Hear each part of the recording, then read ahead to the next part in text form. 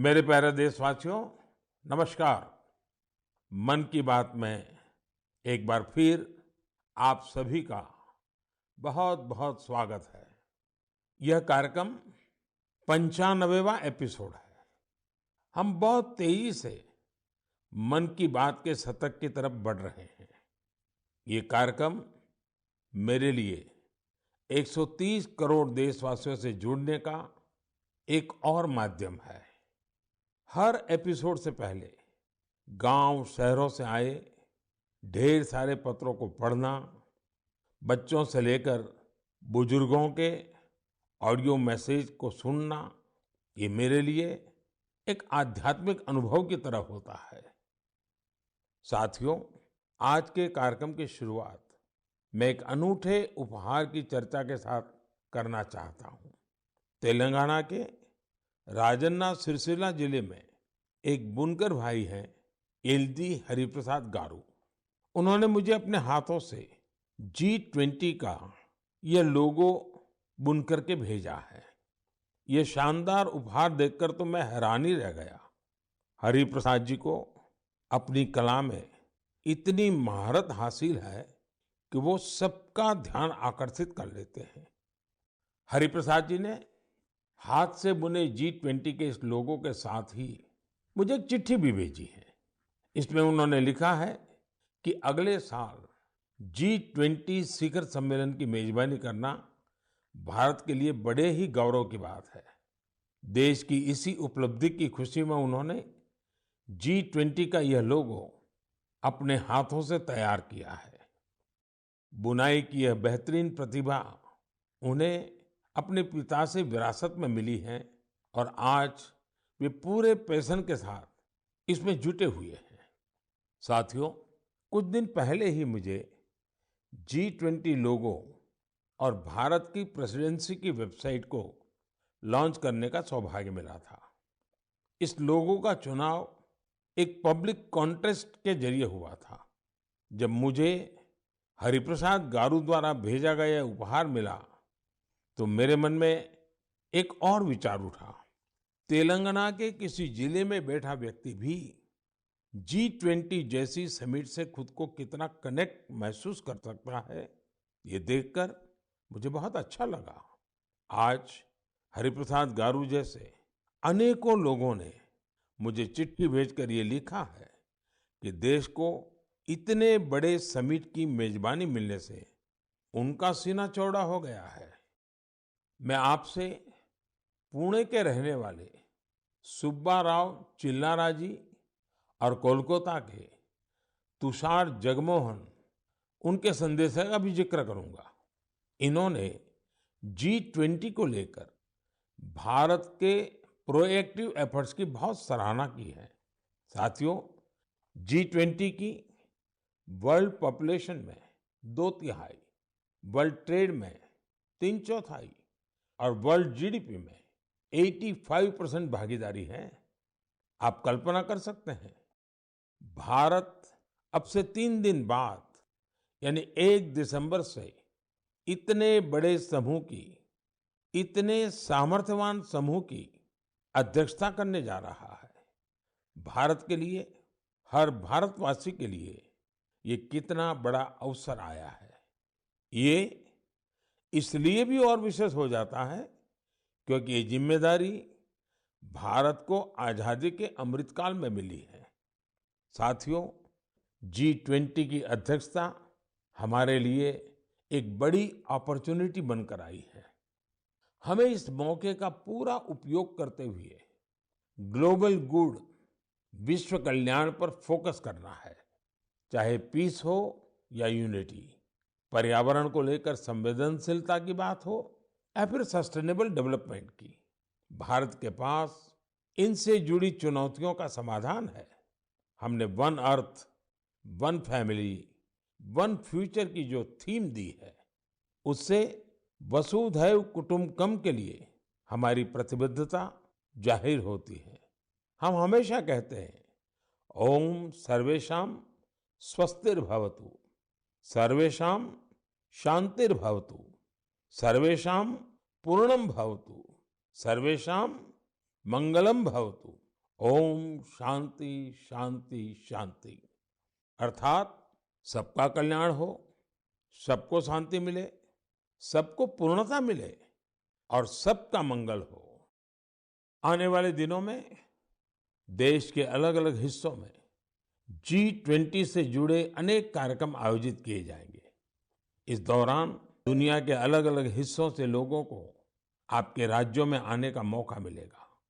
मुझे भरोसा है कि आप अपने यहाँ की संस्कृति के विविध और विशिष्ट रंगों को दुनिया के सामने लाएंगे। और आपको ये भी याद रखना है कि G20 में आने वाले लोग भले ही अभी एक डेलीगेट के रूप में आए, लेकिन भविष्य के टूरिस्ट भी हैं। मेरा आप सभी से एक और आग्रह है, विशेष तौर से मेरे युवा साथियों से, हरिप्रसाद गारू की तरह ही आप भी किसी न किसी रूप में G20 से जरूर जुड़े। कपड़े पर G20 का भारतीय लोगो बहुत कूल तरीके से, स्टाइलिश तरीके से बनाया जा सकता है, छापा जा सकता है। मैं स्कूलों, कॉलेजों, यूनिवर्सिटी से भी आग्रह करूंगा कि वो अपने यहाँ G20 से जुड़ी चर्चा, परिचर्चा, कंपटीशन कराने के अवसर बनाएं। आप G20.in वेबसाइट पर जाएंगे तो आपको अपनी रुचि के अनुसार वहाँ बहुत सारी चीजें मिल जाएगी। मेरे प्यारे देशवासियों, 18 नवंबर को पूरे देश ने स्पेस सेक्टर में एक नया इतिहास बनते देखा। इस दिन भारत ने अपने पहले ऐसे रॉकेट को अंतरिक्ष में भेजा जिसे भारत के प्राइवेट सेक्टर ने डिजाइन और तैयार किया था। इस रॉकेट का नाम है विक्रम एस। श्रीहरिकोटा से स्वदेशी स्पेस स्टार्टअप के इस पहले रॉकेट ने जैसे ही ऐतिहासिक उड़ान भरी, हर भारतीय का सिर गर्व से ऊंचा हो गया। साथियों, विक्रम एस रॉकेट कई सारी खूबियों से लैस है। दूसरे रॉकेट्स की तुलना में यह हल्का भी है और सस्ता भी है। इसकी डेवलपमेंट कॉस्ट अंतरिक्ष अभियान से जुड़े दूसरे देशों की लागत से भी काफी कम है। कम कीमत में विश्व स्तरीय स्टैंडर्ड स्पेस टेक्नोलॉजी में अब तो ये भारत की पहचान बन चुकी है। इस रॉकेट को बनाने में एक और आधुनिक टेक्नोलॉजी का इस्तेमाल हुआ है। आप ये जानकर हैरान रह जाएंगे कि इस रॉकेट के कुछ जरूरी हिस्से 3D प्रिंटिंग के जरिए बनाए गए हैं।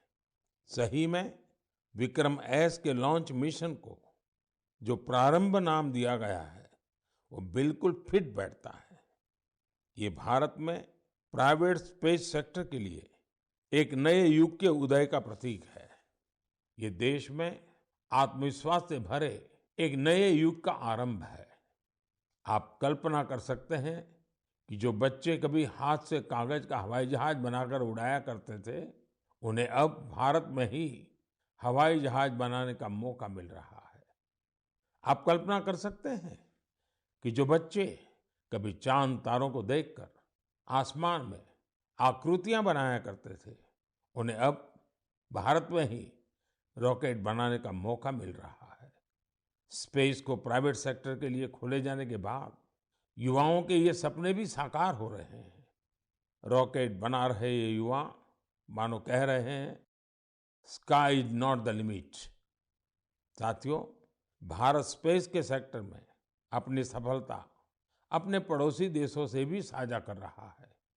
कल ही भारत ने एक सैटेलाइट लॉन्च की जिसे भारत और भूटान ने मिलकर डेवलप किया है।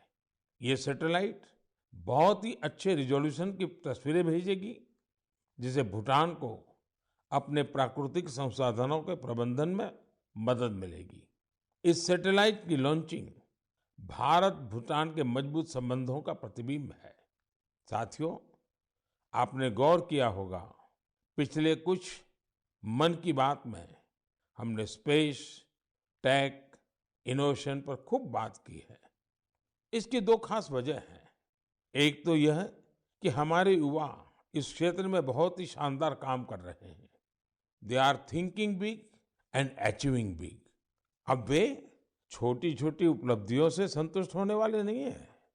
दूसरी यह कि इनोवेशन और वैल्यू क्रिएशन, इस रोमांचक सफर में वे अपने बाकी युवा साथियों और स्टार्टअप्स को भी एनकरेज कर रहे हैं। साथियों, जब हम टेक्नोलॉजी से जुड़े इनोवेशंस की बात कर रहे हैं, तो ड्रोन्स को कैसे भूल सकते हैं। ड्रोन के क्षेत्र में भी भारत तेजी से आगे बढ़ रहा है। कुछ दिनों पहले हमने देखा कि कैसे हिमाचल प्रदेश के किन्नौर में ड्रोन्स के जरिए सेव ट्रांसपोर्ट किए गए। किन्नौर हिमाचल का दूर सुदूर जिला है और वहां इस मौसम में भारी बर्फ रहा करती है। इतनी बर्फबारी में किन्नौर का हफ्तों तक राज्य के बाकी हिस्से से संपर्क बहुत मुश्किल हो जाता है। ऐसे में वहां से सेब का ट्रांसपोर्टेशन भी उतना ही कठिन होता है। अब ड्रोन टेक्नोलॉजी से हिमाचल के स्वादिष्ट किन्नौरी सेब लोगों तक और जल्दी पहुंचने लगेंगे। इससे हमारे किसान भाई बहनों का खर्च कम होगा, सेब समय पर मंडी पहुंच पाएगा, सेब की बर्बादी कम होगी। साथियों, आज हमारे देशवासी अपने इनोवेशन से उन चीजों को भी संभव बना रहे हैं जिसकी पहले कल्पना तक नहीं की जा सकती थी। इसे देखकर किसे खुशी नहीं होगी। हाल के वर्षों में हमारे देश ने उपलब्धियों का एक लंबा सफर तय किया है। मुझे पूरा विश्वास है कि हम भारतीय और विशेषकर हमारी युवा पीढ़ी अब रुकने वाली नहीं है। प्रिय देशवासियों, मैं आप लोगों के लिए एक छोटी सी क्लिप प्ले करने जा रहा हूं। वैष्णव जन तो तेने कहिए जे पीर पराई जान रे। वैष्णव जन तो तेने कहिए जे पीर पराई जान रे। पर दुखे उपकार करे तो ये मन अभिमान नान रे। आप सभी ने इस गीत को कभी न कभी जरूर सुना होगा। आखिर यह बापू का पसंदीदा गीत जो है। लेकिन अगर मैं ये कहूं कि इसे सुरों में पिरोने वाले गायक ग्रीस के हैं, तो आप हैरान जरूर हो जाएंगे। और ये बात आपको गर्व से भी भर देगी। इस गीत को गाने वाले ग्रीस के गायक हैं कोनस्टांतिनोस कलाइजिस। उन्होंने इसे गांधी जी के 150वें जन्म जयंती समारोह के दौरान गाया था। लेकिन आज मैं उनकी चर्चा किसी और वजह से कर रहा हूं। उनके मन में इंडिया और इंडियन म्यूजिक को लेकर गजब का पैशन है। भारत से उन्हें इतना लगाव है, पिछले 42 वर्षों में वे लगभग हर वर्ष भारत आए हैं। उन्होंने भारतीय संगीत के ओरिजिन, अलग अलग इंडियन म्यूजिकल सिस्टम्स, विविध प्रकार के राग, ताल और रास के साथ ही विभिन्न घरानों के बारे में भी स्टडी की है। उन्होंने भारतीय संगीत की कई महान विभूतियों के योगदान का अध्ययन किया है। भारत के क्लासिकल डांसेस के अलग अलग पहलुओं को भी उन्होंने करीब से समझा है। भारत से जुड़े अपने इन तमाम अनुभवों को अब उन्होंने एक पुस्तक में बहुत ही खूबसूरती से पिरोया है। इंडियन म्यूजिक नाम की उनकी बुक में लगभग 760 तस्वीरें हैं। इनमें से अधिकांश तस्वीरें उन्होंने खुद ही खींची है। दूसरे देशों में भारतीय संस्कृति को लेकर ऐसा उत्साह और आकर्षण वाकई आनंद से भर देने वाला है। साथियों, कुछ सप्ताह पहले एक और खबर आई थी जो हमें गर्व से भरने वाली है। आपको जानकर अच्छा लगेगा कि बीते 8 वर्षों में भारत से म्यूजिकल इंस्ट्रूमेंट्स का एक्सपोर्ट 3.5 गुना बढ़ गया है। इलेक्ट्रिकल म्यूजिकल इंस्ट्रूमेंट्स की बात करें तो इनका एक्सपोर्ट 60 गुना बढ़ा है। इससे पता चलता है कि भारतीय संस्कृति और संगीत का क्रेज दुनिया भर में बढ़ रहा है। इंडियन म्यूजिकल इंस्ट्रूमेंट्स के सबसे बड़े खरीदार यूएसए, जर्मनी, फ्रांस, जापान और यूके जैसे विकसित देश हैं। हम सभी के लिए सौभाग्य की बात है कि हमारे देश में म्यूजिक, डांस और आर्ट की इतनी समृद्ध विरासत है। साथियों, महान मनीषी कवि भर्तृहरि को हम सब उनके द्वारा रचित नीति शतक के लिए जानते हैं। एक श्लोक में वे कहते हैं कि कला, संगीत और साहित्य से हमारा लगाव ही मानवता की असली पहचान है। वास्तव में हमारी संस्कृति इसे ह्यूमैनिटी से भी ऊपर डिविनिटी तक ले जाती है। वेदों में सामवेद को तो हमारी विविध संगीतों का स्रोत कहा गया है। माँ सरस्वती की वीणा हो, भगवान श्री कृष्ण की बांसुरी हो या फिर भोलेनाथ का डमरू, हमारे देवी देवता भी संगीत से अलग नहीं है। हम भारतीय हर चीज में संगीत तलाश ही लेते हैं, चाहे वह नदी की कलकल हो, बारिश की बूंदें हो, पक्षियों का कलरव हो या फिर हवा का गूंजता स्वर। हमारी सभ्यता में संगीत हर तरफ समाया हुआ है। यह संगीत न सिर्फ शरीर को सुकून देता है, बल्कि मन को भी आनंदित करता है। संगीत हमारे समाज को भी जोड़ता है। यदि भांगड़ा और लावणी में जोश और आनंद का भाव है, तो रविंद्र संगीत हमारी आत्मा को आह्लादित कर देता है। देश भर के आदिवासियों की अलग अलग तरह की संगीत परंपराएं, ये हमें आपस में मिलजुल कर और प्रकृति के साथ रहने की प्रेरणा देती है। साथियों, संगीत की हमारी विधाओं ने न केवल हमारी संस्कृति को समृद्ध किया है, बल्कि दुनिया भर के संगीत पर अपनी अमिट छाप भी छोड़ी है। भारतीय संगीत की ख्याति विश्व के कोने कोने में फैल चुकी है। मैं आप लोगों को एक और ऑडियो क्लिप सुनाता हूं।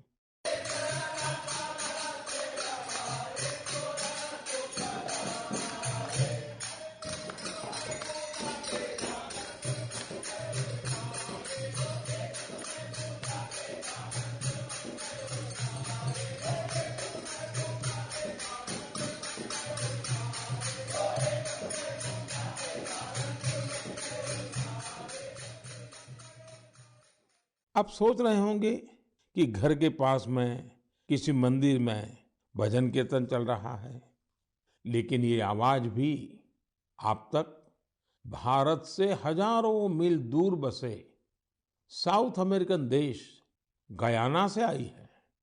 19वीं और 20वीं सदी में बड़ी संख्या में हमारे यहाँ से लोग गयाना गए थे।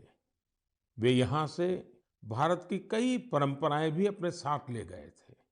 उदाहरण के तौर पर, जैसे हम भारत में होली मनाते हैं, गयाना में भी होली का रंग सिर चढ़कर बोलता है। जहाँ होली के रंग होते हैं, वहाँ फगवा यानी फगुआ का संगीत भी होता है। गयाना के फगवा में वहाँ भगवान राम और भगवान कृष्ण से जुड़े विवाह के गीत गाने की एक विशेष परंपरा है। इन गीतों को चौताल कहा जाता है। इन्हें उसी प्रकार की धुन और हाई पिच पर गाया जाता है जैसा हमारे यहाँ होता है। इतना ही नहीं, गयाना में चौताल कंपटीशन भी होता है। इसी तरह बहुत सारे भारतीय, विशेष रूप से पूर्वी उत्तर प्रदेश और बिहार के लोग फिजी भी गए थे। वे पारंपरिक भजन कीर्तन गाते थे, जिसमें मुख्य रूप से रामचरितमानस के दोहे होते थे।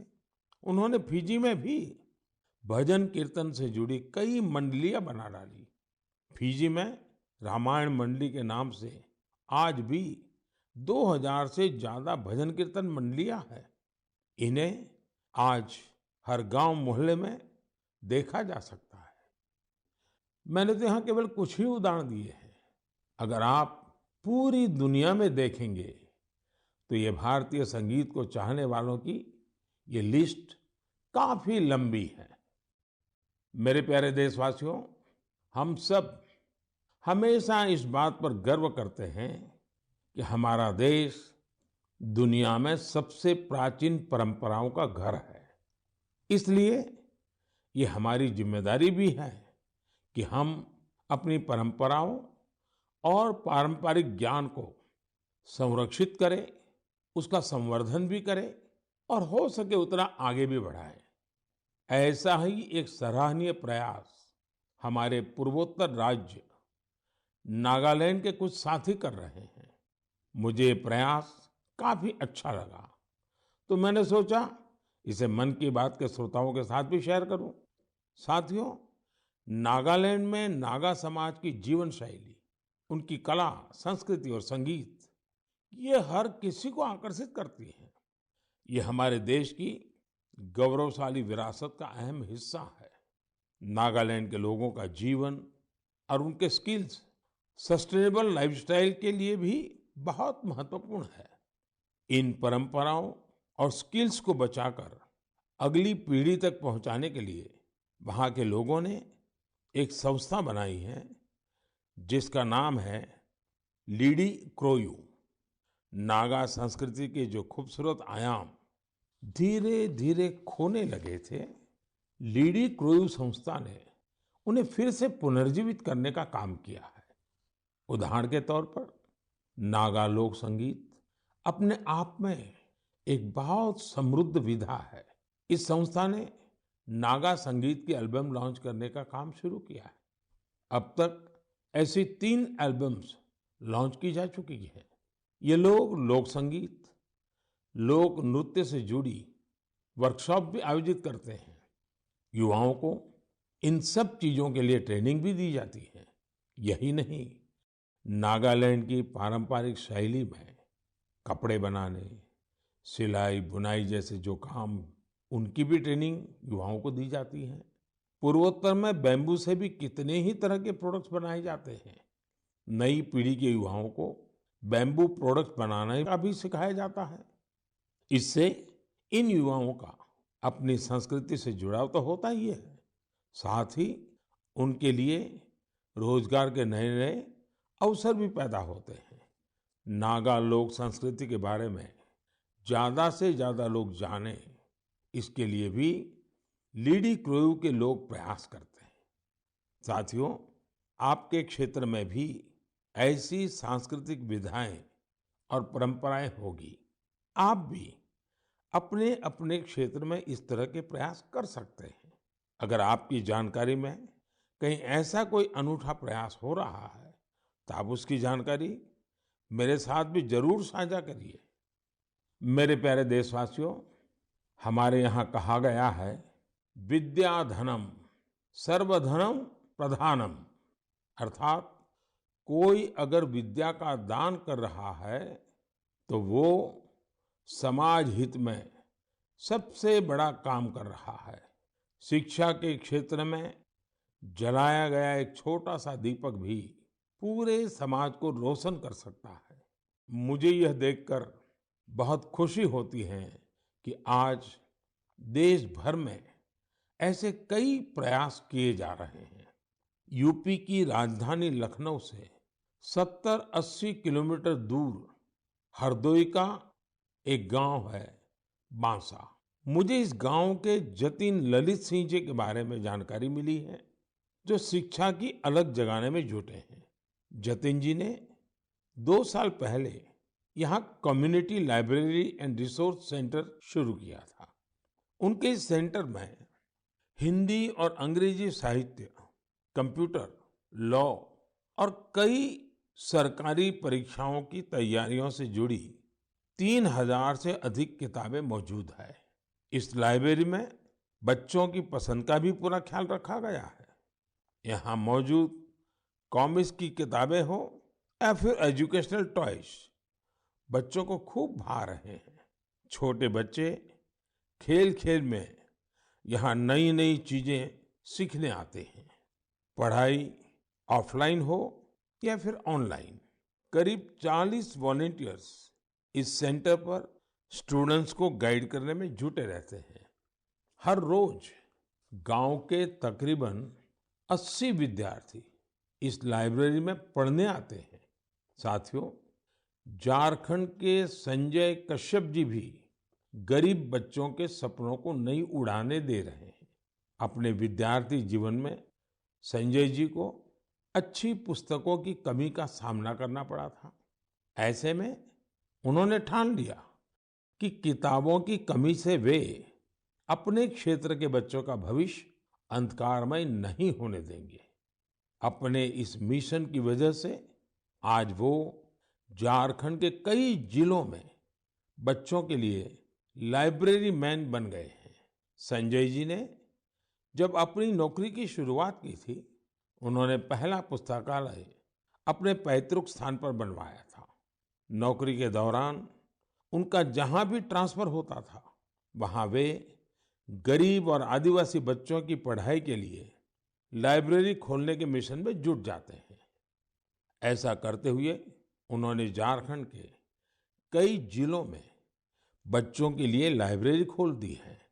लाइब्रेरी खोलने का उनका यह मिशन आज एक सामाजिक आंदोलन का रूप ले रहा है।